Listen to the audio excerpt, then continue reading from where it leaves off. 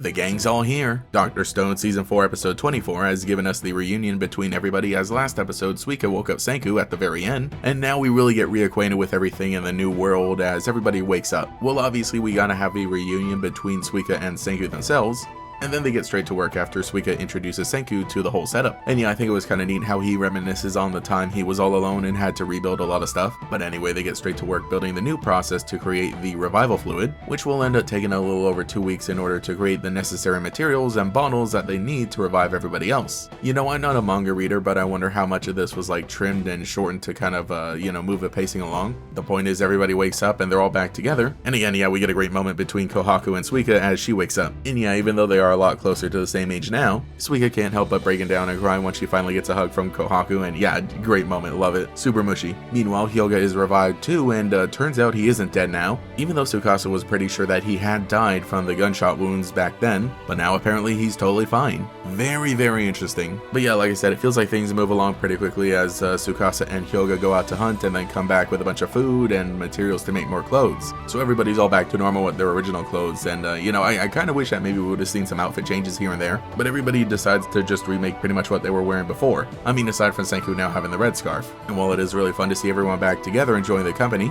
obviously this episode doesn't really have a whole lot of exciting stuff, being the last one of the core, because it really is just meant to come down after that climax of the last few episodes. But we get a discussion between Senku and Tsukasa as they discuss the situation with Hyoga. Now both of them very sure that the revival fluid is able to stave off death. They're not exactly sure of the extent of which it can revive people from the dead, but at the very least, if someone sustained a fatal injury right before they were turned to stone and then were brought back, they end up being totally fine. Though Chrome ends up hearing this as well, and he has some concerns about Kaseki throughout the episode, wondering if they should have kept him as stone for a little longer so that he lives longer than usual, after seeing the new age difference between them and Suika. So I think that was kind of a nice idea to give him some extra concern for one of his friends, but they decide not to tell anybody as they're completely unsure of the ramifications of this. So the episode ends off with them also reviving Zeno because, they're gonna need him, because obviously the next step is to go to space. Because if Lyman was constantly broadcasting a signal that gave instructions to the Medusa as a failsafe, and that's a signal that they picked up and used to activate the Medusa last time to turn the whole world back to stone. But since then the broadcast has stopped, so they gotta figure out what's going on with him. Yeah, that's right, they're gonna build a rocket and go to the moon, and obviously, it made a lot of sense for that to be the final destination of the series. Thematically it makes total sense, and it sounds absolutely crazy to build a rocket still in their stone world that they're living in. So anyway, yeah, that was it for Dr. Stone, or at least this core of a season, because there is at least one more I think coming up, but I definitely had a fun time enjoying the summer watching the series and discussing it here.